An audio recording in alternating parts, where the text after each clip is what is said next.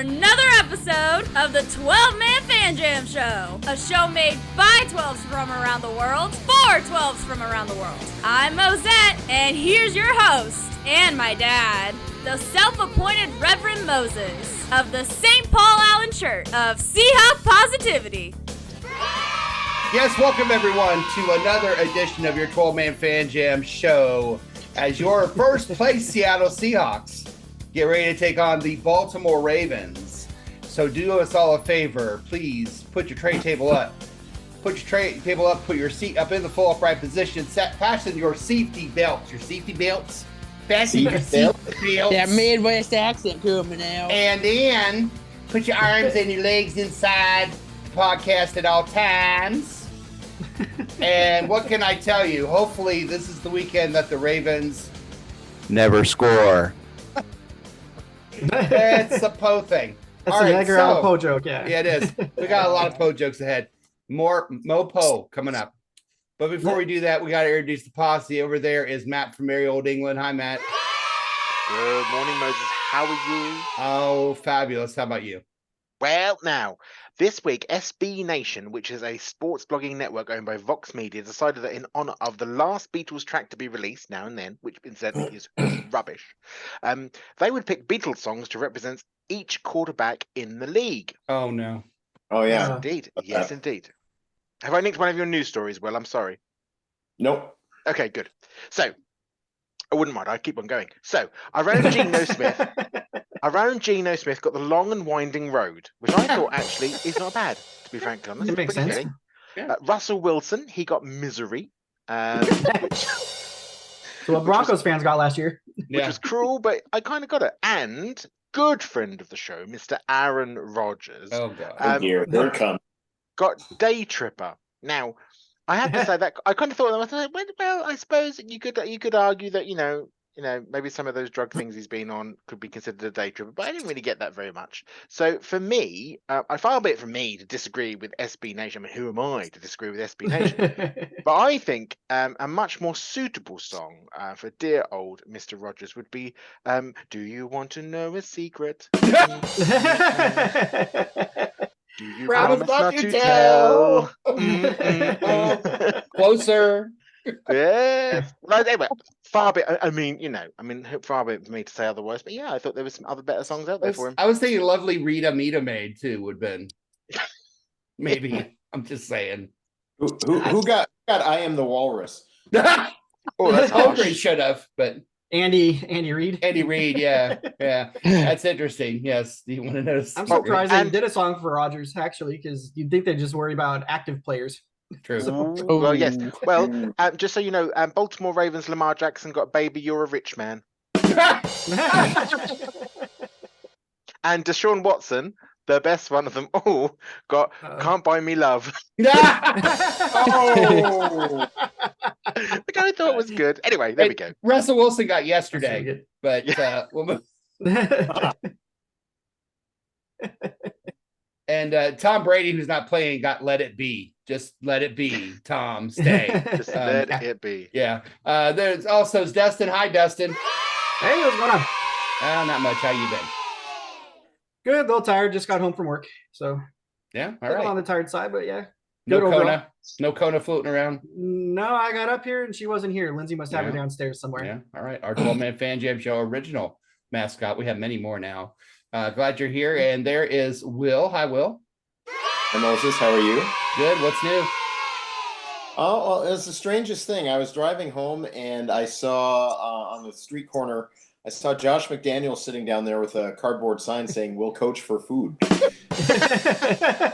And the Raiders are going to drop by and go, "Oh, well, that's reasonable. I think we can pick him up." Because they have already many times. I don't know. That contract. Yeah. I don't think he needs All right. food. He does, yeah, $80 million for him and They're Green. paying $80 million for Gruden and others to do nothing. This is nothing. crackers. Yeah. This is crazy. What are we doing? We're in the wrong business. It's like they're congressmen or something. Oh, well, we play Commanders next week. That's when we make that joke. And the one talking about being rich over there is Little Mo. Hi, Little Mo. Hi, how's it going? Good. What's new for you? Yeah. Nothing Nothing, much. nothing coming up in the Wow. next couple days or nothing, huh? No, okay. My birthday's coming up in a On- week. Yeah, less than a week. It'll be the 1-8, the big 1-8. Oh, Wow. I can Congratulations. go buy a weapon. Yeah, and he'll be off Aaron Rodgers. He'll be off Aaron. That's the first thing you thought of. I'm American. What do you expect? He'll officially be off Aaron Rodgers' list, but we'll move on. But no, Leonardo he's got- DiCaprio's too. he also has something else coming up next weekend that we'll talk about here in a minute. But before we do that, let's get to how this show is run with the Fan Jam format.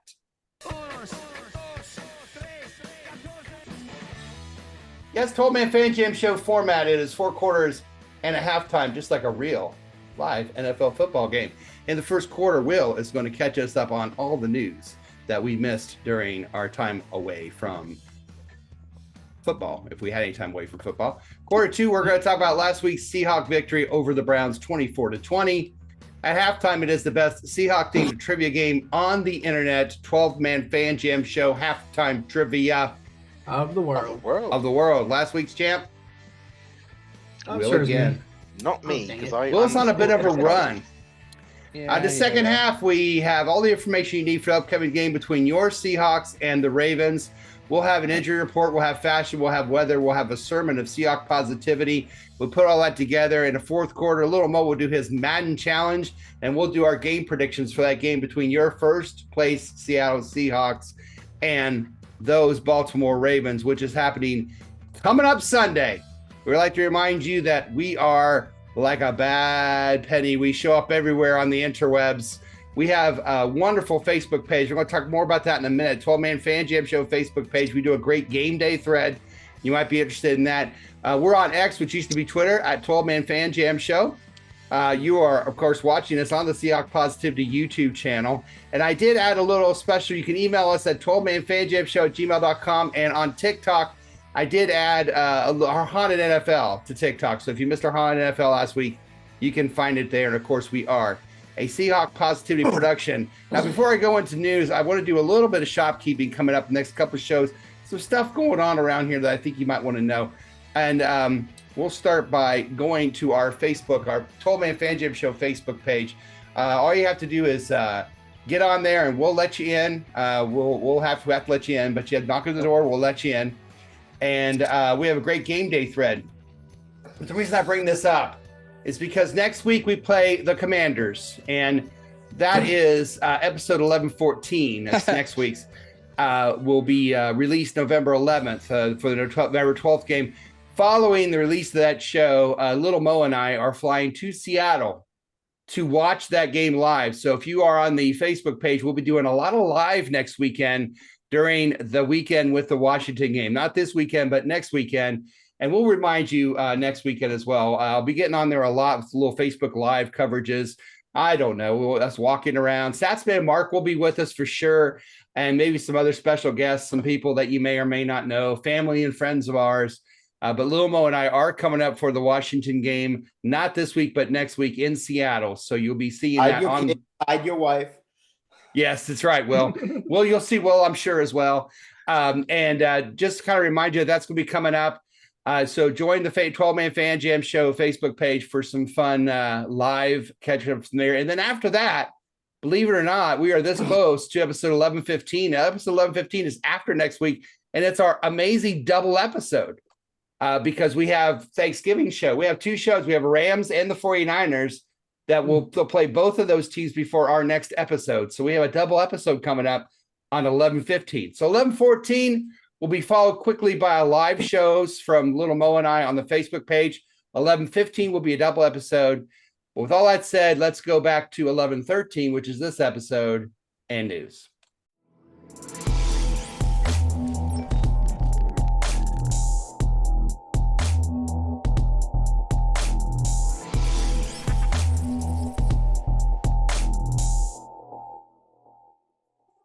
Yes, news from around the world with our news hound, Will. Will, what you got for us?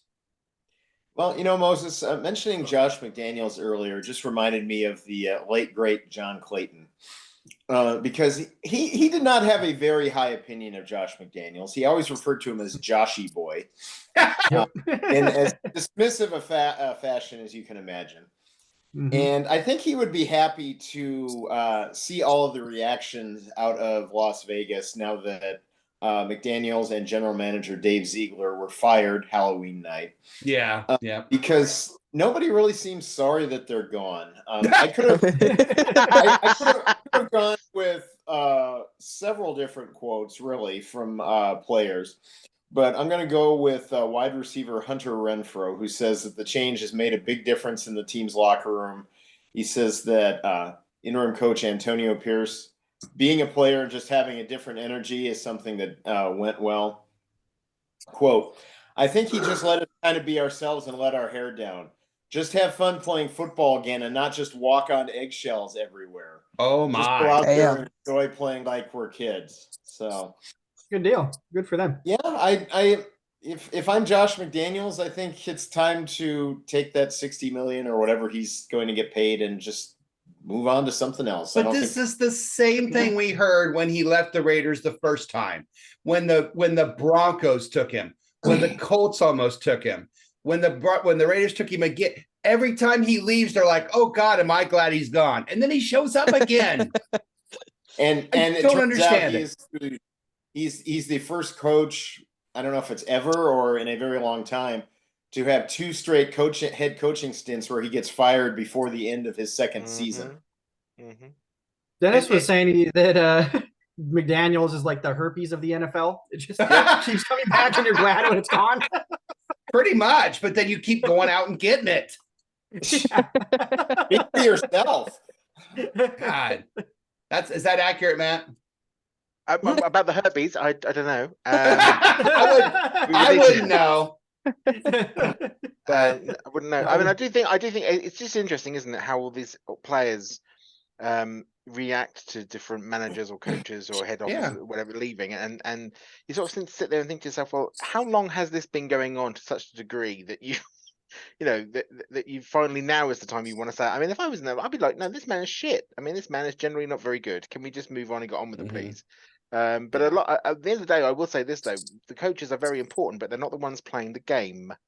So some of you players may want to look at your own skills and abilities. That's true. Start throwing too many coaches. Jimmy under the G. bus. Yes. Yeah, Jimmy G. Who was benched, by the way, for Sunday's game. They're playing exactly. Yeah, but he's still rookie, handsome. Donald. Oh yeah, I mean the bloke's handsome, but he can't play football. He's rugged. They did that, fired the offensive coordinator. I was like, Josh McDaniels probably has kids. It's like, happy Halloween. Your dad lost his job. Yeah. You got tricked. But on the bright side, he's still rich. So, Yeah. yes, I mean they're all talking money. Laughing all the way to the bank. All right, Will, what else you got for us? Well, Moses, last night the Steelers managed to beat the Titans 20-16. Mm-hmm. They won the game despite being outgained by the Titans. The Titans got more yards than them. And that's kind of been a theme for the Steelers this year. Yeah. They've been outgained by their opponents by 790 yards in total. But the interesting thing is they've been outgained by their opponent every single game they played this year, all 8 games. Now, it turns out that the Steelers are the 34th team in NFL history to be outgained by their opponents in each of the first 8 weeks of the season. But they are the first of those 34 teams to have a winning record during that span. Because they're 5-3. Nice. So that's not the Steelers, recipe. The Steelers right now are the Tim Tebow of the NFL. It makes them but they just keep winning. They have been for a while. In the case we just talk about McDaniels, it just keeps happening. Oh, look at Abby with little Mo. Look at big sweetie. Oh, he's a sweetie. That's my Abby girl. Okay. Oh, can I tell a story real quick about what Yes, happened please. Oh my God. between her and Dude? Yeah, Dude, you've seen Dude, the little 7-year-old. He's about this big, right? Okay. Yeah, well, he's still got boy issues. He's trying to romance Abby. Can we just say that? Let's just say that. But she was kind of into it. She was like walking up, like, okay, I see you. Yeah. Wow. Oh, geez. All right. No, so we were talking about McDaniels and how it's the same thing over and over. I was talking to a guy at work. We were talking about football, and he's like, "How do the Steelers every single year have nothing, and they're 5-3 or they're 4-4?" And I think Tomlin's had one losing season in 15 or something. He's never had a losing season. He's never had a losing season. How? Because those teams have been awful. And like you just pointed out how awful they are, and they're 5-3. It's always been good defense. That's the only reason. The answer is defense will keep you in games. Yeah, because even the last couple of years of Big Ben, when he wasn't, much, Mm-hmm. The offense was bad, but it was their defense that was always the good spot on their team. Yeah, consistent messaging, consistent leadership. I mean, all that makes a big difference. When we really looked awful against the Bengals, we still almost won that game because of our defense. There's no question about it. I mean, that was one of the only reason we were close. Yeah. So that's so funny you brought that up because I was just talking about that today. How are they 5-3? Well, and now it's even crazier because they've been outgained every game. Yep. Sad but true. But hey, all it counts is the scoreboard, right? Yeah. Yeah. So we got a scoreboard to look at for last week. It's the only stat that matters. Thank you, Will, so much for the news. Anytime, Moses. That will end the first quarter. That's the end of the first quarter, bitches. All right, the only stat that matters now, folks, is we're going to look back and look at that victory over the Browns from last week before we move on to the Ravens. This is your first place Seattle Seahawks that we're talking about. And that game about the Browns, we're going to recap right after this. You are watching the 12-Man Fan Jam Show, a Seahawk Positivity production.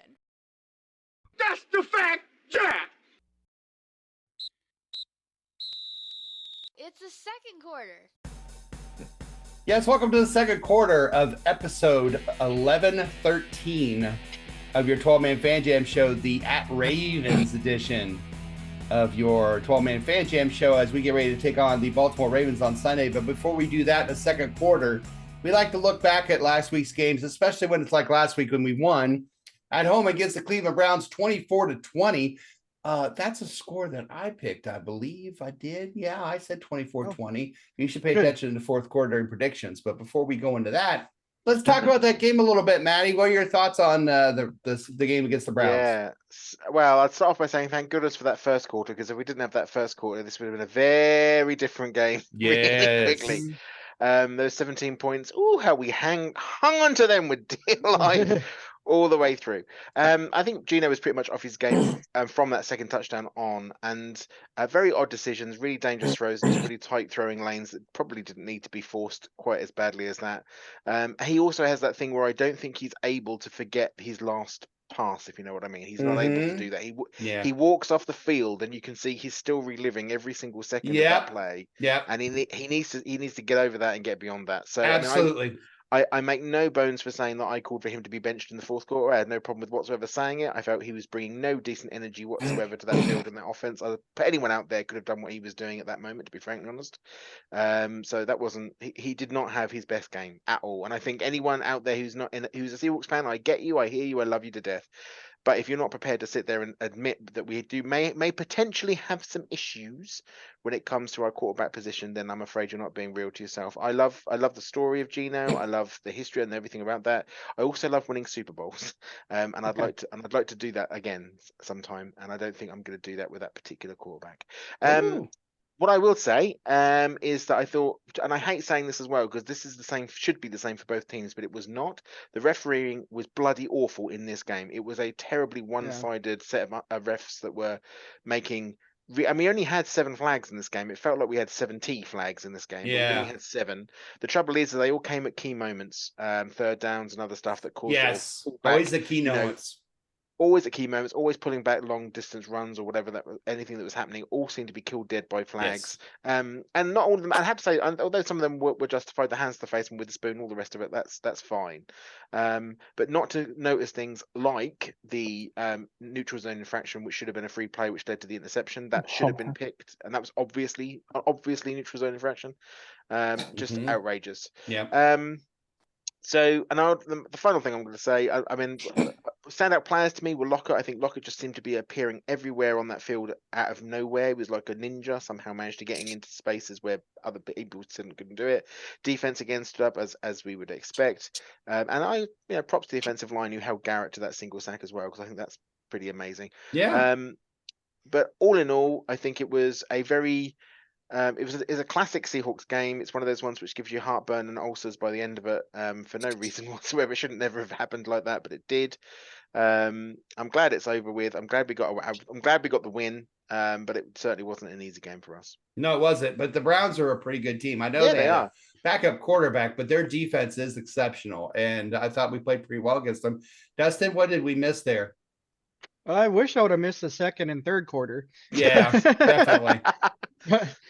I really thought Gino was injured, something with his hand, because it was coming off of his hand weird. It was.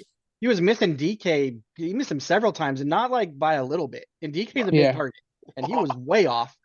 So I was like, he's got to. And how do you miss DK Metcalf? The guy's the size of he blocked. I know. So he wasn't listed as being injured for this coming up game or anything like that either. So I don't know if it was just. I don't know. I don't have an answer, but it didn't look right. The trajectory of the ball off his hand was wrong a lot. Yep. So I don't understand. Yeah. But I mean, getting the win was great. Woolen getting his interception was really cool. About time he got in there and he got something done. He's dropped a couple of them. So yeah, he dropped one later, didn't he? I think he did. Right to his hands. Yep, he did. But it was good to see defense out there defensing. And they're playing well. Yeah, and I'm looking forward to seeing our new defensive lineman this weekend too, and see how that goes. Yes, definitely interested in him. Will, what else is going on with the game? Well, I tell you what, the gameplay may have looked ugly for much of that game, but the unis looked tight. The throwback game was everything I hoped it would be. I mean, it's just that the whole stadium, the coaches, the players, everything looked perfect. Go back to those full time. That the time has come. It's time to do it. Sorry, Little Mo. Little Mo is being a stick in the mud. We'll ask about that in a minute here, but go ahead, Will. And talking about Gino, is you look at what he's capable of sometimes, and like Matt was saying in the first quarter, he just looked like he was on, and yet sometimes he just doesn't. He goes off like he did this game where. He has long stretches where he can't do anything right. And, if the thing that divides great quarterbacks from okay quarterbacks is consistency, is being able not just to play at a high level, because, pretty much not any, but a good number of quarterbacks in the league can play at a high level every once in a while. But the best ones are the ones that can play at or near that level pretty much every game. If Geno Smith was playing every game, 4 quarters, almost every game, 4 quarters, near the level of what we saw in the first quarter, this would be a legit Super Bowl contender. Yeah, it really would. I agree. Maybe he's capable of that. Maybe he's not. I don't know. But I think that's gonna define the rest of the season. We've got the defense. We've got the running game if we use it. 13 runs the entire game for our top 2 running backs is unacceptable. I don't care why that happened. It can't. I agree. But yeah, we've got the defense, especially with Leonard Williams coming in. We got the running backs. We got the receiving core. This team will go as far as Geno Smith can take us. So absolutely. The rest of this year is a referendum on Geno. I agree.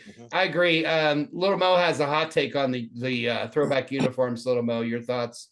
Well, I just feel like if you take nostalgia out of it, if you don't think about it as like a nostalgia thing, I don't think they're good uniforms. But that's not what I was. Okay. You can be wrong. That's fine. So Little Mo, it's been great having you on the show. But no. I need to see you afterwards. You're now disowned. Sorry.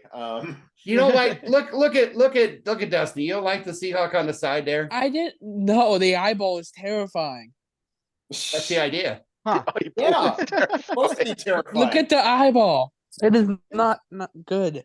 Now, and if I just like in, these uniforms better. But if it was in lime green, I mean, I'm not gonna lie. I don't want to lose my Kermits because I love my lime green. Yeah. I like these uniforms. I like both. Anyways, I like them both the same. But yeah, talk about the game, Little Mo. Sorry. Well, first off, is it a surprise that Geno Smith isn't a guy who is a Super Bowl that could be a Super Bowl winning quarterback? I don't think that's news to anybody. I don't think last year he wasn't good enough for us to go to Super Bowl. It wasn't his fault, but just saying it's not really that big of a surprise that he's not a Super Bowl caliber quarterback. I don't know why this is news to people. Well, okay, wait, 30 touchdowns and 11 interceptions last year, which is pretty good. I mean, he's not where near that right now. Well, but he had a really good run for a while last year, and then it seemed like defense caught up with him. And we got 6-3, and then everything fell apart. I don't think he's been able to get over that since then. Right. Yeah, but I am going to say that at the end of the day, we are winning games more than losing games, and I feel like that's important. It is. So we have a good running game to fall back on. We have a good defense to fall back on. I guess the question is, what quarterbacks in the NFC scare you? That's the thing, though. I mean, we don't need Geno to be great. We just need him to be consistently pretty good. Yeah. And they got the kicker. So always just score a touchdown to win the game, not a field goal. Well, it depends on who you're playing. That last drive was good, and it's a good team we faced. Great defense. Got to keep that in mind. They're top defense in the league. Great defense. At least going into that game. Agreed. So, tell you what, I was holding my breath on that last touchdown when I saw DK over there blocking. I was like, no flag. Illegal block in the back, and something's gonna go wrong here. And I actually touchdown, no whammies. No 15-yard penalty by DK this week. True. And it's not his fault that every time he throws the ball to him, it doesn't work out and bad things happen. But it happens a lot when he throws to DK. It seems like Geno wants to throw to DK, and when he does, bad things happen. It just seems that way.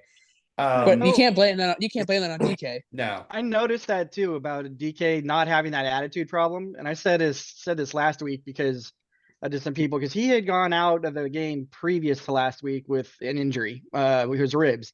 Right. Came back in, finished the game. I was wondering if possibly this was a suspension of one game, and they just used his injury. They said he was hurt. So they didn't have to make it allegedly hurt out there for everybody else to know. Kept it in house. Very much might be the case. I will say, talking to him wasn't getting it done. No. Yeah. I will say it could be, but he does have the hip injury. I mean, he's been banged up. That's true. Yeah. Well, yeah. Sorry, a little more. No, I would just say defense. I love calling blitzes. I love that we're actually calling blitzes. It's crazy. Yes. We're not rushing 4 every time. We're actually rushing Bobby, who last year was really good at rushing the passer for the Rams, and Jordan Brooks, who's very fast, obviously on that strip sack. Blitzing guys and bringing in Witherspoon from the corner. Yeah. It says a lot about the secondary and the options that we have there, because they know that they have people to cover. And multiple people to cover. They can put out, 5 defensive backs or 6 defensive backs, whatever they want, and have coverage. And then the message that you're telling teams coming up is, on third down, you don't know where they're going to come from. No. So you've got those guys all lined up. Where are they coming from? Yeah, and don't throw the ball anywhere near Adams. He'll get his head right in the middle of that thing. Yeah, he will. Made a play. The last thing, carried him to the Sounders. I thought that was pretty funny. Yeah, it was funny. The last thing I'll say is JSN. I feel like it's getting better and better each game. Agreed. A little bit more and more better. So I agree. Yeah. I agree. And Adams made up again. Big players make big plays in big games. Adams again showed to me his presence on the defense, which is great. Witherspoon looks fantastic. The defense looks playoff ready, to be honest. I think defensively, this kind of defense is going to take you somewhere in the playoffs. But like you said, guys, and I think you're right, it all comes down to one position, and that's number 7. I will say also Dale Taylor played pretty well for Eternal Rosu. Yeah, nice replacement. Yeah, so we're getting a nice pass rush from all those guys, him and Hall and the secondary. The secondary. But no, who's the other? Not Hall, but Mafe. Mafe. Oh, Mafe. Yeah, I think we're getting a lot of contributions from those ends, those pass rushing ends that we thought, well, we got a million of them. What are they going to do? Teron Reed, who's been like our best defensive player this year, quietly, like when I get a little bit more rest. the different names that are being mentioned by commentators after tackles to say who's done this, you can hear the fact that the whole team's involved and the whole defense is involved in this. It's not just one or two key players now. There's a lot of them at that ball, all going after it. I will say I do wish that they would tackle. I just wish they would tackle there sometimes. I do too. I know they're going for the punch out. I understand that. I get it. I hear it. I'd also quite like to take the legs out sometimes, occasionally. I'll say if you're the first guy there, try and tackle him. Let Try and get his legs down. Everybody else have a go at the ball. Hold him up for the next guy. He'll come. Exactly. Mike Tyson. Yeah. Exactly. All right. Well, Seahawks win. They go to 5-2, and now we look at the Posse Prediction Challenge.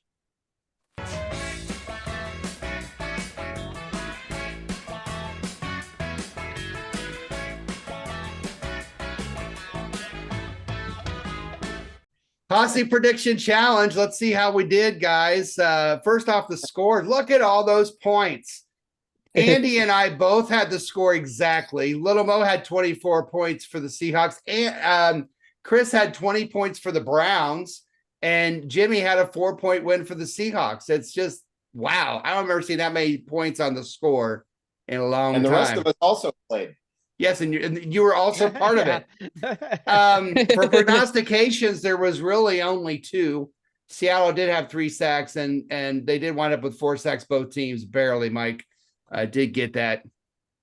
Game balls, pretty good.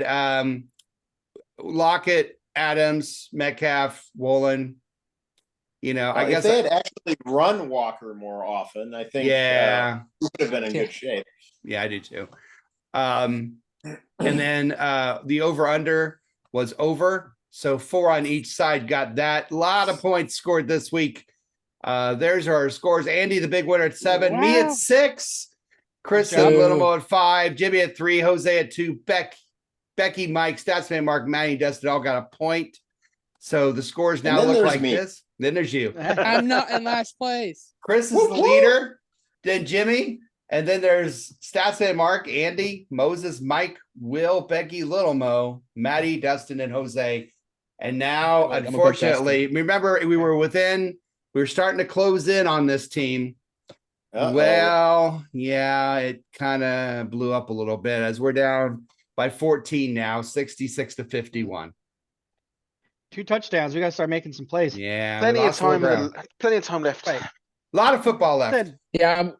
We'll keep saying that as it slowly goes farther and farther away. Now, I don't normally math, but I think that's 15 points, is it not? Not 14? 15, not 14. I don't know. Justin, two touchdowns. And Justin did math, everybody. Justin did math. Appreciate it. Well done. That is 15. And I just want to know how many times, Dustin, did you count that before you opened your mouth and said anything? 6 minus 1. I was staring at it. I have it on my screen over here. I was staring at it. I was like, 14. Do I dare say it? Do I dare say it? Yeah. It's not a decimal though, so he was okay. It should be 16. No, it's 15, Dustin. Damn it.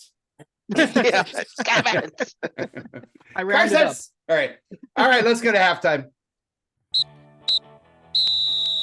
Holy shit, it's halftime! We got a lot more show. From this point on, it's all about the Ravens. We're going to have prediction, prognostications, game balls, sermons, injury reports, weather, Madden challenge, fashion report, and all kinds of fun. But before we do that, of course, at halftime, it is the best Seahawk-themed trivia game on the internet. 12-man Fan Jam Show halftime trivia. Of the world. And that's coming up right after this. Don't you go nowhere, no how. You are watching the 12-Man Fan Jam Show, a Seahawk Positivity production. If there's a better use for the internet, I haven't found it. Yes, it's time for America's favorite Seahawk-themed trivia game on the internet, 12-Man Fan Jam Show halftime trivia. Of the world. The trivia show that challenges the posse and those watching and listening to the 12-Man Fan Jam Show. For those watching and listening, the questions will be displayed for your amusement and pleasure as you try to figure out the answers yourself. The contestants of the posse themselves. It's also challenging for the if host. It's pleasure, how far be it from me to let that happen, not happen. The contestants are so mad, Little Mo. That's why I started Dustin. laughing when he said pleasure. Can I just say, at the beginning of this, Dennis said, "Oh, the show's going really well so far, everyone." Yeah. Here it goes. Complete car crash. Yep, and we did it in record time. I love That's it. all right. If it's your pleasure to watch us play halftime trivia, then pay Get us, out more. pay us $50. Yeah. Get a hobby. All right. And Dustin, that is not a hobby. All right. Here's how the show We is don't know. played for your pleasure. There are 2 rounds of questions. Each question is worth a point. And then at the end, there is a final question worth 2 points. If there's a tie, those who are tied will go into a top secret overtime question where the winner will be crowned champion of 12-Man Fan Jam Show halftime trivia of the world, and of this episode. So Will was our winner last week. The topic is the Ravens and not the Ravens. Will, 1, 2, 3, or 4. Everything. Will, 1, 2, 3, or 4. 2. Will is going with 2. Little Mo, 1, 3, or 1. Maddie, 3 or 4. 3, please. All right. And that means Dustin has question 4. All right, Little Mo, yours is a football. You get a point. Oh, you can also, once during the first 2 rounds, you can ask me to remove one of the possible answers to your question. I got my lawyer to check this out because Will was like really trying to play the loopholes here last time. So I have a feeling I might know one of the non-football questions just off the top of my head, given the team we're you playing. don't even know what they are. Little Mo. I know. I got one though. Joke's on you. I do. Just kidding. Good kidding. I got a copy back in here if you know. Hey, listen, when the Seahawks played the Ravens in 2007, Little Mo, how many times did we sack quarterback Troy Smith in that game? 1, 2, or 3? 69, dude. Troy Smith, another wonderful Ohio State quarterback. Well, one of them's dead. So 3. Ooh. What? One of them's dead, so 3. 3. I don't quite follow the logic there. I don't Wow. either. Is it because of the sacks? Well, it's wrong, so it doesn't matter. Oh no, he got hit by a truck. I think. Okay. He did. Will, your question is not about the Baltimore Ravens. Okay. So let's see if Oh, Smarty Ravens Pants, Simone. Dustin. Spot ponds. Will, Whack. in what year did Edgar Allan Poe release his first book titled Tamberland and Other Poems? 1825, 1826, or 1827? Weren't you there when he Colored released poems and It's shit. not there. Take Timberlake one and other away. poems and shit. Take one away. It's either 1825 or 1827. Ooh. Let's go 27. He's going 27. Going Yes. Will's on the board. 1827. Yes, I remember it well, Little Mo. I think I'll celebrate with a nice cask of Amontillado. Ooh, nice. There you go. Maddie, Hello. Seahawks played the Ravens in 2019. That was one of our first live shows. Remember that? It might have been our first live show, actually. Was it? I don't Yes, know. was One I, of I them. was there, wasn't I? Yeah, you were. How many times did the Seahawks sack Lamar Jackson that game? 1, 2, or 3? Too many times. That was when we had that safety that didn't last much longer. Didn't It was with Thompson, Yeah. 33 or something. And Wasn't that like a Cedric blowout game? Cedric Thompson? Didn't it Cedric go really Thompson. It was awful. Cedric like- Thompson was out of position on everything and killed us. bad? It was an awful game. But we did get to Lamar Jackson We at did least get to him. once, twice, or 3 times. I think we got to him if I was angry Okay. this game. I was a very angry game. And this was one where Dustin came down from the stands to come and see us down at the front. Do you remember? Mhm. No. Yeah. I I mean, did. that I was think- more exciting than the game. Yeah, yeah. I think we got to him. I only think we got to him once. I think this was the first time we were all of us on the show Yeah. were together ever. Not me. Not- I wasn't not- there. No, Well, but Lomo wasn't there, but first Sesame Mark. time everybody was, but we did a live show in 2016 for the Falcons game. Oh yeah, that was our first live show. Right. Yeah. Didn't it rain and we have to go into like a restaurant or somewhere to go and get? Yeah, it wasn't raining. the They were having a restaurant- big thing. Oh yeah, the wedding. No, Yeah, it was it a was- the was a loud restaurant party in the kinda thing. Best Western by Yeah. by the Seattle by the no longer exists. Oh, doesn't it? That's sad. Yeah. Seattle doesn't exist? No, the Best Western. They tore down a whole bunch of stuff there. I feel like a bunch of old men talking. Remember when we went there? Remember when? I'm sorry, Maddie. Did you say? What'd you say, Maddie? One. Nice. I think we only got to him once. Yeah, I know. That's positivity. You're right. Yeah. I got to him once. Well, it's difficult to be positive when you're there and you kind of remember. It was a bad game. You remember the disappointment. Yeah. It's hard to sack a running back. Anyway, Within a month, Tedrick Thompson was no longer on an NFL roster. I remember that. And managing a fat burger somewhere. Pretty I much. think that was the same year Kamara kicked our ass too, I want to say. Yeah. Yeah. Justin, when the Seahawks played the Ravens in 2011, how many turnovers did Baltimore have in that game? 1, 2, or 3? 2. 2 sounds good. 2 sounds good. 3 sounds better. It does sound better. I'm gonna Yeah. go 3. No, too late. So, Maddie will have a point. Little Mo and Dustin, you have no point. That's okay. thanks. Usually. My mom yeah. tells me that all the time. Will 5, 6, 7, or 8 for Will. I'll do 7. Will do 7. Maddie 5, 6, or 8. 6, please. Little Mo 5 or 8. Right. All right, Dustin. Said that angrily. He's All right. still mad about missing that trip, apparently. He is. Yeah. Yes. All the people that mattered were there. It's fine. Wolverine. Hey, Dustin. Wolverine. Yeah. In what year did Edgar Allan Poe die? 1848, 1849, or 1850? Definitely wasn't 27. Okay. Math. That's correct. That's the point. 49. 49. I thought you were gonna know all these questions. He does know I was that one. wondering. I Oh thought, damn. So the question that I thought he was going to ask, because there's an actress, her name is Raven Simone. Oh, I yeah, was yeah. I was wondering if he was, and I think you put a picture of her up on the. I did. Yeah. That's so yeah. Yeah, that's so Raven. I thought for sure the question was going to be about what like sitcom she was on as a child, like young. She was on the Cosby Show. She's on the Cosby Show. Yeah. Yeah. That's a good guy. Yeah. And then hanging with Mr. Cooper. Yeah, that's true. Yeah. Which is better than hanging with Bill Cosby after hours. Matt. Well, yeah. Don't eat the You gotta pudding. get a Don't sippy eat, yeah. cup. With the drink in the cup, you put this thing in the cup, and the girl drinks it, and then she starts. Oh, That's sorry. actually probably your Right best, off. that's like your best impersonation I've seen. That's pretty good, wasn't it? Hey, Matt. Hello. Seahawks played the Ravens in 2015. Mm. They did. I swear they did. Agreed. How many touchdown passes did Russell Wilson throw in that game? 3, 4, or 5? Take one away, please. Was it the home game or the road game? Road game. 4 or 5? I'll say 4. You'll say 4. Go higher, go home. Yeah.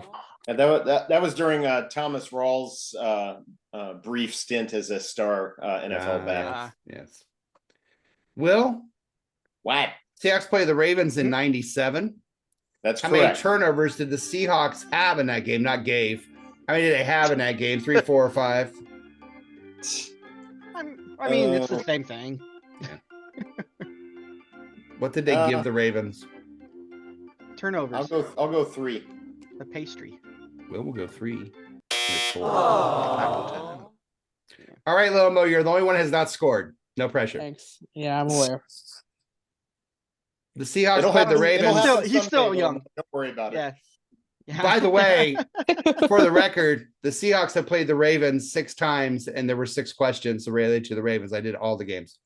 Seahawks played the Ravens in 2003. If you remember that game and you don't, Well, I was -2. that was the game where the refs apologized for clock mismanagement, but it didn't matter. We lost. Oh yeah, you told me Yeah, about this. it's a long And story.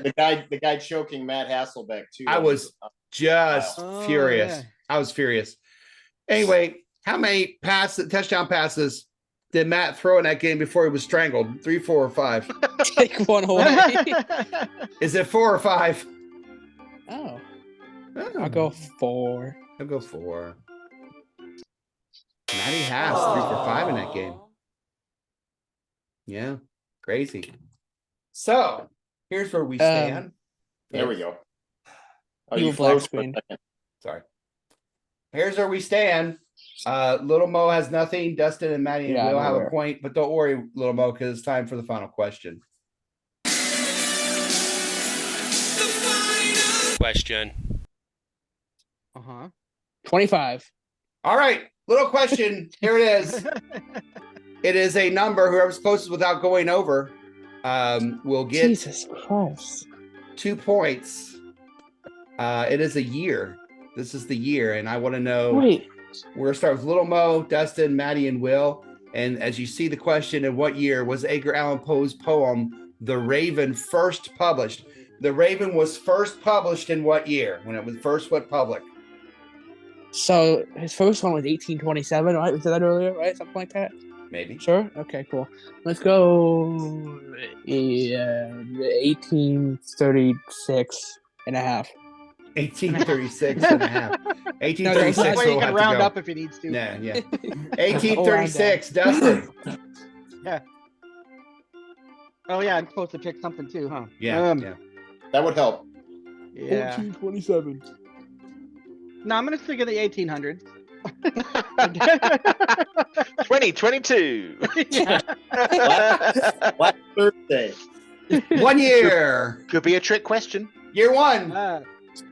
Yeah, I know. I'm wondering if it like came out post mortem or something. But I don't know. 1836. 1832. 1832, 1836, Maddie. 1832, 1836, 1845. 1836, 1832, 1845, Will. AD1. Year one. Ooh, he's Price is Rightest. Yep. He Got has, a way to price its rightest on a year. which is unfortunate because one of you has hit it right on the button. And it would not be Will, obviously. That's why I went AD1. Might as well have fun with it. The year that Edgar Allan Poe's Raven was published, and I can tell you because it was the overtime question, it was published for $9. He got $9 for this. Is that it? Yeah. Wow. 1845. Oh, Matt. nice job, Matt. For Mario I have England. not done that The before. nose. Woohoo! Good job. That is Amazing. good. I'm so pleased with that. Weren't you there, Matt? No? So pleased. That is, I'm very happy. Thank you very much. For the record, I don't know if you know this, you probably don't.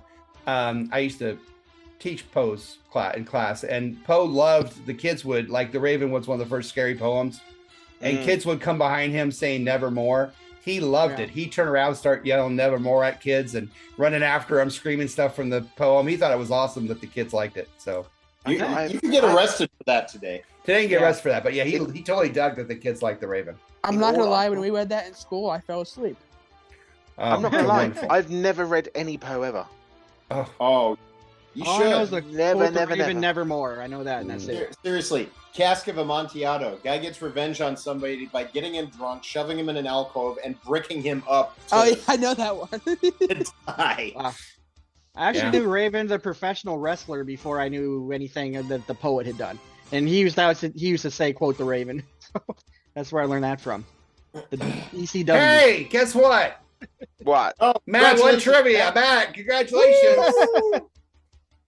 This is This my has first been time this another year, actually. Miracles do happen. Head splitting, stomach turning, Knee Raven burning, flying, Flying, Pit Poe rolling. publishing, Achilles Whoa. tearing, wall bricking. wall bricking, testicle falling of the house of exploding, ushering, edition Mask of of your Red Death. breast implants. 12 You're just saying random words now. There was no verb there. It Swim show wasn't even a verb. halftime trivia Lip filling. of the world. Base tucking. We're going to butt come back in the injections. second half. We're going to regroup. We're going to talk about that game between your Seahawks and the Ravens. Dick pills. butt After waxing. this, hopefully, God help Dick us all. pills. Here's enlargement pills. It just co- You're not even using verbs. Help me. Help. Help me. Help you. I love it. He's not even Help using you. verbs. You are watching the 12-Man A Seahawk Positivity production. Holy shit, it's the third quarter! All right, welcome back to the second half of your 12-man Fan Jam show, where your first place Seattle Seahawks are about to take on the Baltimore Ravens in Baltimore at 1:05 on the East Coast, 10:05 on the West Coast. And Matt in merry old England. Well, because of the daylight savings, I think may have gone by then. It will be 6 p.m. That'd be great for you. Lovely. Lovely. Yeah, great time for football. So as we do every third quarter, we have injury report coming up. We have fashion, we have weather, we have Brick's picks, and we have Seahawk positivity sermon. But before you do that, I always like to take a snack from wherever the Seahawks are playing, whatever the team they're playing, something from their area. And hey, Moses, what you eating?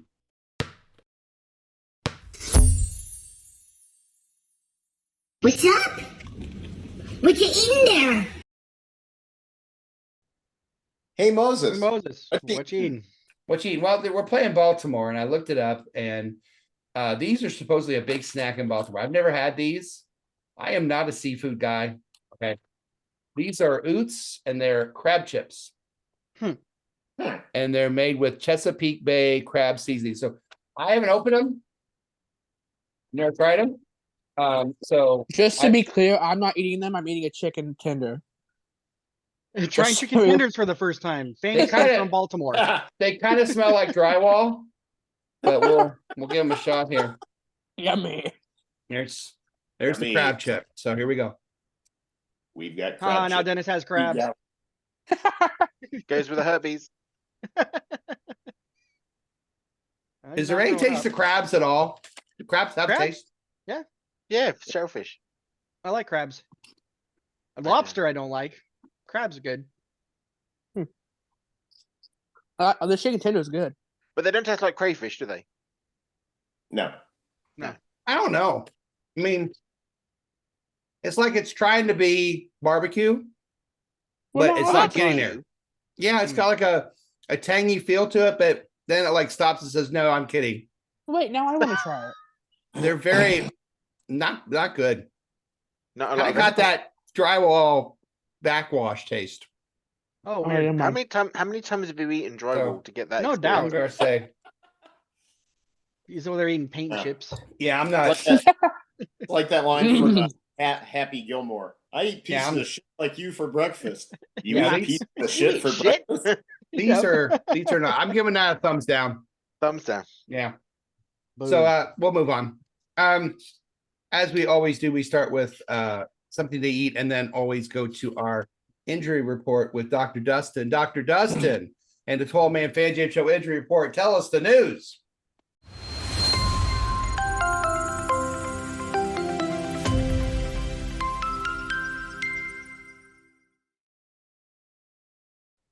All right, well, this is a good one.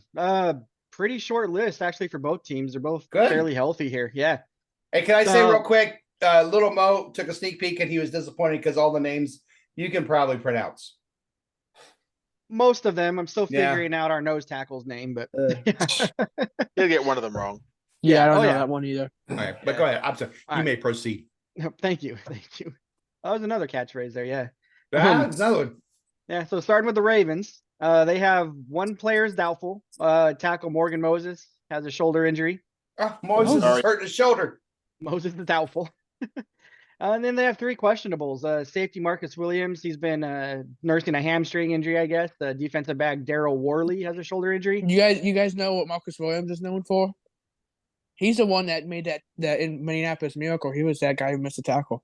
Cool fact. Oh, okay. Good for him. Good for him. Nice. Good to be famous. Yeah. If you can't be famous, try for infamous. It worked for Leon Lett. He did. Yep. Yeah. All right. So then they have one more, and he's got kind of an interesting name. His name is he's a cornerback. It says he's got an illness. His name is Rock Yassin. YA-SIN. Yeah. You gotta rock your sin. Yeah. Oh, Rock Yassin, yeah. Yeah. Who played for the Bedrock under Fred Flintstone, I think was his head coach. Rock I Yassin. think so. That sounds right. All right, then we're going to the Rock Yassin. All right. Are we done? We're done. Okay.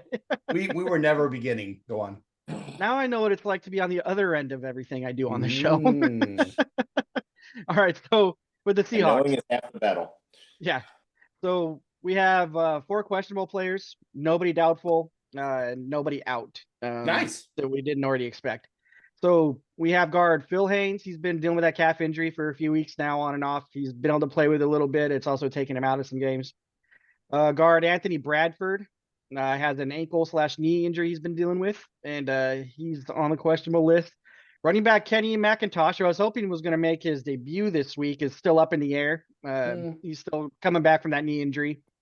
And then same with our nose tackle, Austin Powers. He still had that knee injury he's coming back from. Behave. Yeah. That's No. Falulu or something. No, no, no, no. Falulu. I don't know. Yeah. Austin, we'll call him Austin Powers. Yeah, Austin F. Yeah, there we go. That Not works good for enough. me. And All right. that's it. That's Nice. really short injury report. Really This short is getting injury better report. and better. Well Yeah, I done, know something Dr. about Dustin. short. I wasn't going to go there, but okay. That time. Yes. Yes. So, all right. So thank you so much for the injury report, Dr. Dustin. And now Yep. we look to what the heck is little Mo doing? Okay. Oh my gosh. Injury. Same We answer go all from life. injuries to weather and fashion by going across the ocean to Matt and Marriott, England with the 12-man Fan Jam show fashion and weather report. Oh, Matt.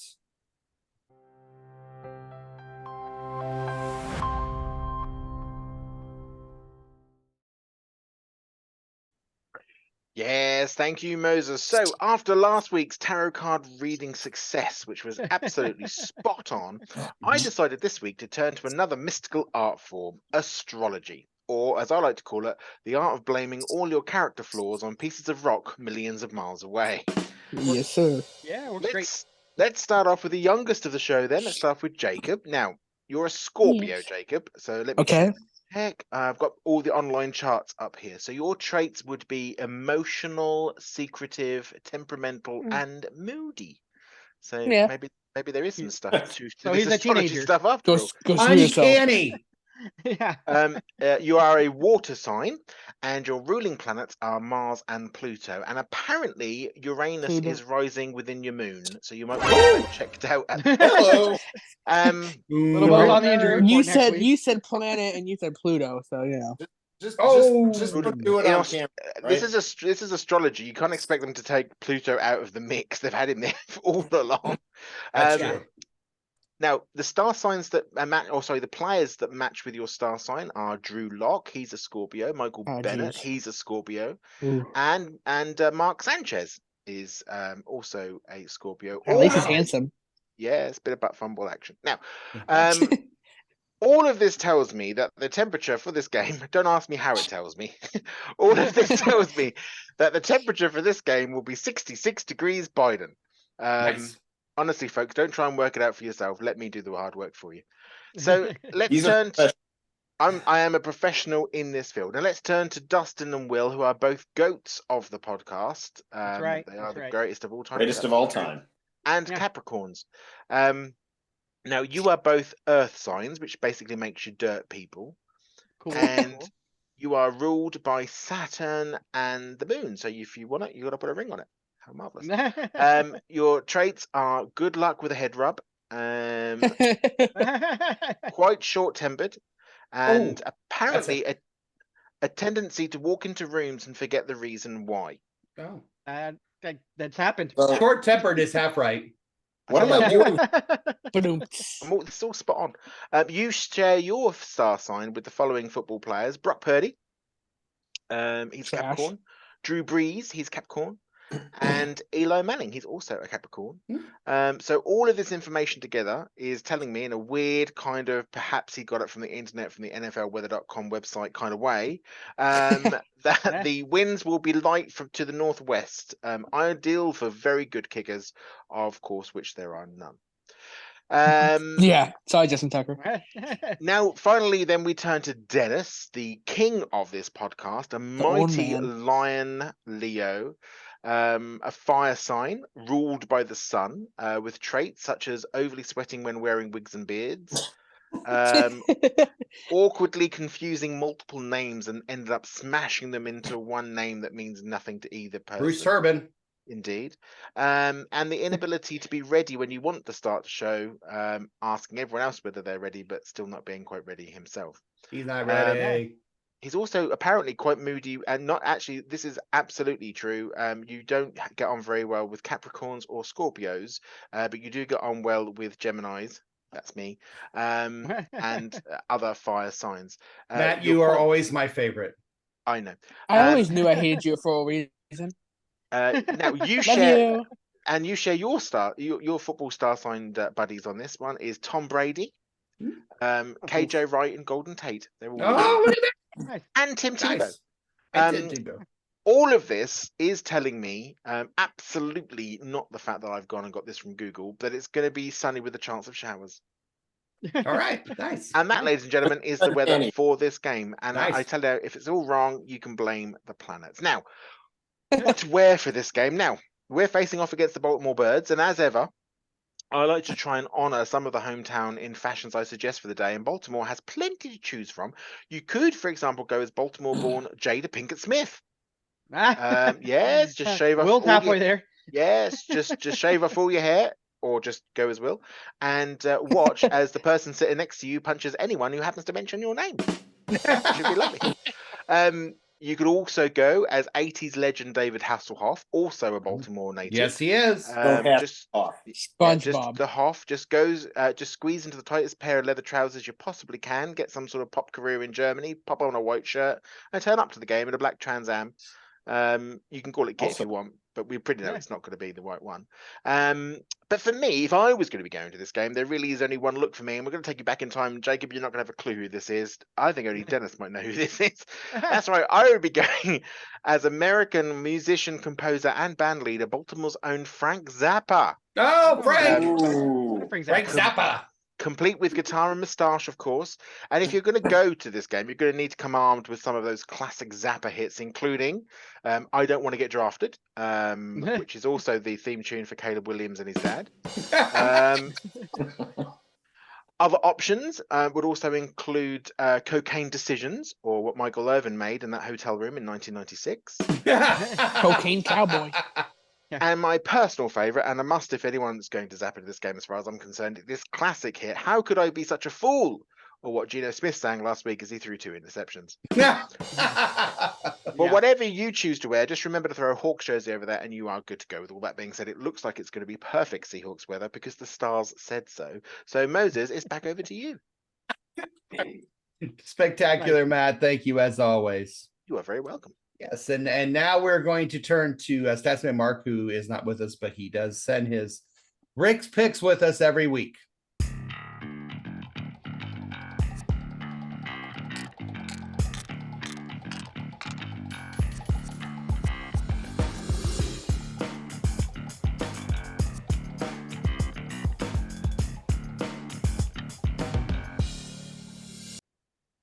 Just to be clear, he's alive, not dead. Yeah, just to be clear, he is with us. Well, I might be able to pick him up. Not I might with try us next week. here, but he is with us. Just so when he said that, it was like, he's not with us anymore. Yeah, he's with next week. I might try and contact him to try and you weather can try. next week. You can try. Actually, next week we'll contact him because he's going to be with us at the It's game. going to be with you. And if you go to the Facebook page, you'll see Statsman Mark is alive and well. Mark last week bring out the Ouija board. Yeah, Mark was 1-2 last Coming week. next week. Last week he was 1-2, which makes him 8-12 overall, which he would say again, if you want to make money, fade everything I say. So this week he has the Falcons giving a point to the Vikings. He thinks the Bengals will get +6 over the Bills, if that's a good idea. And that you should go under 47 on the Patriots and Dolphins game. So Falcons -1, Bengals +6, and under Patriots and Dolphins. So I remind you again, these numbers are given for purely entertainment purposes, and nothing we say or do on this show you should ever take seriously. So that being said, it's time to go. Don't the Dolphins play the Chiefs? Oh, they do. I'm wondering if it's Patriots and somebody. In Patriots Germany? game. Sorry. Let's just say under 47 for the Patriots game, whoever it is. It's not the Dolphins. You're right. Good call. Because so in Germany. That's always I know Good that. point. Yeah, that's right. They are playing Germany. So under 47 for the Patriots and whoever, but that's all right. Now it's time to go to Sorry. church.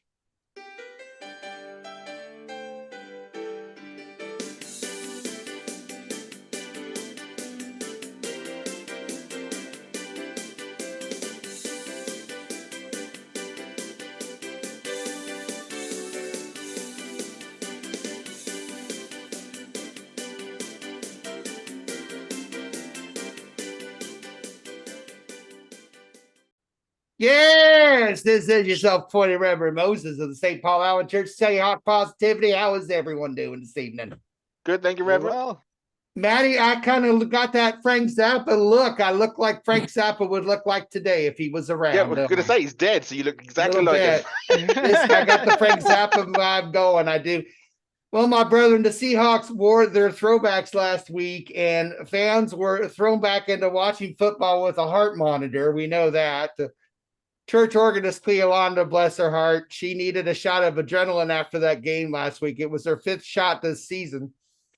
I think she just likes people stabbing her with needles, but I digress. Friends, so glad to be once again here as we continue to move forward towards the promised land. And as we move out onto the road, we're always basking in the glow that is Seahawk Positivity. A reading from the book of the 2023 NFL season, chapter 8, verses 7 to 12. So as we travel upon the road, we head eastward. There on the coast are blackbirds. They want to cry out, but we do then silence them in the name of Seahawk Positivity. And those ravens became silenced. They did yell at us nevermore. They were defeated. And there's much rejoicing in the land of Seahawk Positivity. Yes, this is the word, my brethren. If you feel the power of Seahawk Positivity, let me hear you say it. Amen all that nice and loud. Amen. Yes. And if you believe in the power to give our defense the ability to make Lamar Jackson run backwards in fear, let's hear an amen nice and loud. Amen. Yes, and you believe in the power to give our offense the ability to score more than Baltimore native David Hasselhoff in all of Germany. Let's hear an amen nice and loud. Amen. Amen. Yes, that's the power, my brother. We are loud and proud. Let's face it. Baltimore can't keep a good football team at all. The last one left in the middle of the night for Indiana. And I mean, if you're leaving for Indiana, if that's a better option where you are, then you know it's bad in Baltimore. That's all I'm saying. This has been the self-appointed Reverend Moses of the St. Paul Allen Church of Seahawk Positivity.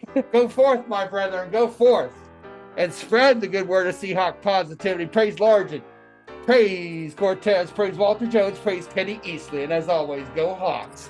Coming up next will be our predictions, our prognostications, and our game balls for that game between your Seattle Seahawks and the Baltimore Ravens, and that is coming up right after this. You are watching the 12-Man Fan Jam Show, a Seahawk Positivity production.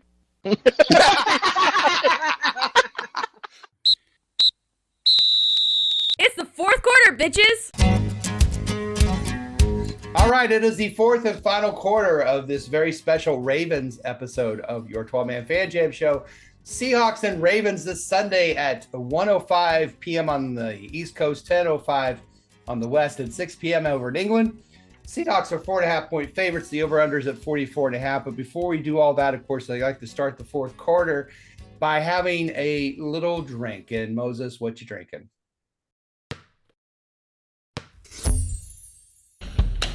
Son of a bitch! Give me a drink!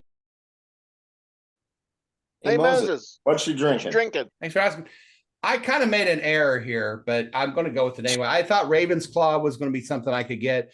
Well, there's no Ravens Claw, but there's White Claw, which I think a lot of people know. I've never had it, but White Claw. And then I got the purple one because the Ravens are purple, so it's wound up being the blackberry White Claw. Dustin, are you imbibing anything this evening? No. Okay. I'm not drinking White Claw. All right. Well, that's a great sign for me. It's not strong enough. It's pleasure. Yes, I mean, yeah. If it's something even Dustin won't drink, you're in for it. Yeah, that is such not a bad sign. Well, it's it's clear. So here we go. It's raspberry. Yeah. Ooh. Blackberry. Blackberry. Blackberry. The smell is pungent right off the bat. Okay. The official beverage of basic white girls everywhere. Yep. Take some 7-Up. Yep. Put it out in the sun for about 2 days. Yep. Squeeze some blackberries on it. Yep. And that's what we got. There it is. Nice. Yeah, it's just like watered down blackberry juice is what that is. Pretty much. Yeah. So yeah, thumbs down for that. But another thing we do before we do our predictions is we go to Little Mo's Madden Challenge.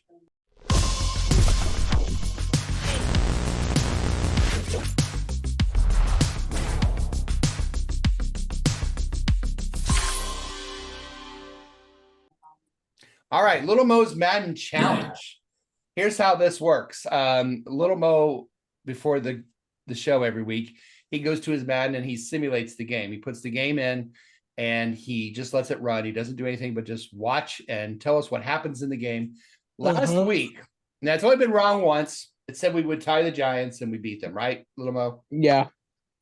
And last week it said 24-13 Seattle, and it was 24-20. That's pretty darn good. Pretty good. Yeah. So I'm feeling good about this, Little Mo. So it's only been wrong once. So tell us what happened when they played the Ravens. Huh? All right, great segment. Great segment. Okay. The first drive of the game ends with a 28-yard field goal by Jason Myers. Oh, yay! To the left, to the left. Justin Tucker missed a 54-yard field goal, so it's still 3-0. Then it was intercepted by Jamal Adams. Nice, I like it. Geno Smith passed to Tyler Lockett for a 28-yard touchdown, 10-0 Seahawks. Hello. I'm feeling Geno good. Smith to Tyler Lockett for a 71-yard touchdown pass. What? Dang. 17-0. 17-0 at half. Oh, get ready for this one. Kenneth Walker, 74-yard rush for a touchdown, makes the score 24-0. What? Golly. Dang. Geno passed Zach Charbonnet for a 7-yard touchdown, 31-0 Seahawks. Charbonnet is always scoring in these games, this Madden games. You ever notice that? I know. Yeah. Yes. Yeah. And he never does in real life. It's I know. annoying. No. You notice that?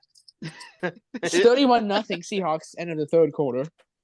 Then Gus Edwards scores a touchdown, makes it 31-7. Lamar Jackson scores a 6-yard rushing touchdown, makes it 31-13, and that would be the final score, 31-13. 31-13. Nice. Nice. Geno Smith, 12 for 20, 483 yards, 3 touchdowns, and 1 interception. Lamar Jackson, 18 for 29, 168 yards, 0 touchdowns, and 1 interception.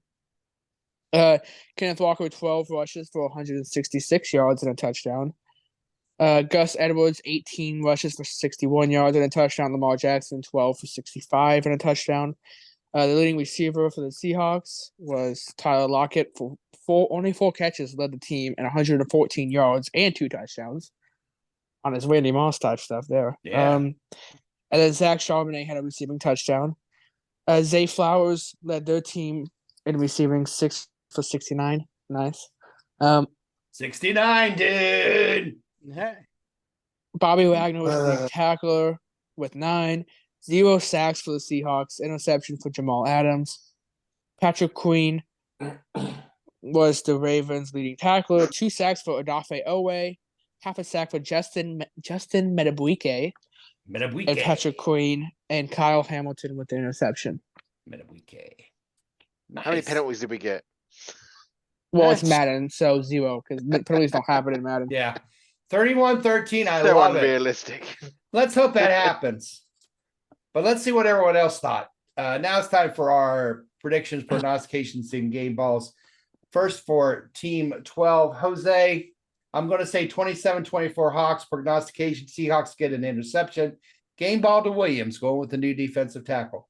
Mike, Seahawks 24. Baltimore Ravens 23. Game ball to Walker. Prediction, Hawks get 3 sacks or more. Chris, Seahawks 27, Ravens 24. Game ball to Wagner. Prognostication, Hawks get 2 takeaways. This is the way. Andy, Seattle 21, other Dicks 20. Game ball, Jason Myers for the prognostication of game-winning field goal in the final minute. You're welcome, Little Mo. If that happens, I'll get butt naked and never mind. Let's not do that. Let's not do No, that. no. Jimmy. Well, if he's going to, he better do it for his 18th birthday. Yeah. So he doesn't get as much Yeah, trouble. now is the time. Yeah. Yeah. It'd be like a Kentucky strip tease here. Put it on. Jimmy, this is the toughest test of the year. Lamar Jackson is ridiculous. If we don't get Jets Geno, we can win. His crap decisions are getting really old. Hawks take it 2016. Prognostication, Witherspoon with an interception, game ball to Walker. Did he get like punched in the face when he was on the Jets? Yeah. Yeah, he got broken jaw at practice. Yeah. Anyways. Becky, 28-9 Seahawks. Wagner with the touchdown, game ball to Metcalf. All right. Statsman marks I have. Give me just a brief moment to share the goodness that is Statsman Mark, who, by the way, is alive. Alive. Yeah. That's the best. You know, to make that perfectly well. Seahawks 24-23. He has Witherspoon with an INT as his prognostication, and his game ball goes to JSN. And now we go to Little Mo. Yeah. What are your thoughts on this game? Okay, well done. 27-23 Seahawks. All right. Three. I'm just thinking about that on the fly. 3 or more sacks. And I'll go game ball to Kenneth Walker. All right. Maddie. Hello. Let's go with Seahawks 23, Ravens 20. All right. I'm going to take some inspiration from the Madden challenge. I think I'll have Lockett with over 100 yards receiving. And I could game ball to Lockett. Why not? Why not? Going all in, unlock it. Go all in. Going all in. Dustin. Yeah, I think after the running game, how it went last week, was it 13 runs or whatever, and Pete Carroll mentioned it in his press conference. I think they're going to put an emphasis on running the ball and keeping the ball out of Jamal Adams. Wow. Geno Smith? No. Lamar. Why am I? Holy crap! Lamar Jackson out of Lamar Jackson's. Wow. Yeah. Lamar Jackson. Yeah. Are you sure you've not been drinking any White Claw? No, definitely no White Claw. Dustin, Alzheimer's disease. I know. This is the same drink I've been drinking all night. I'm just now finishing it. Just one drink. But I think we're gonna try and keep it out of his hands. We're gonna run the ball, and so I say Walker's gonna go for over 100. He's gonna get my game ball. I think the Seahawks are gonna win 27-17. You Winning say by 2 scores? That's crazy. 17. Will. I'm going to go Seahawks 31, Ravens 21. Nice. My prognostication is that we will score a touchdown on either defense or special teams. Ooh. One of each. That'd be lovely. I'm saying it'll be at least one or the other. Gotcha. I would love to see DJ Dallas. I'd love to see DJ Dallas get one run back. Oh, me too. Just to see the disco meme. I just love. That would be cool. Right? And my game ball is going to Spoon.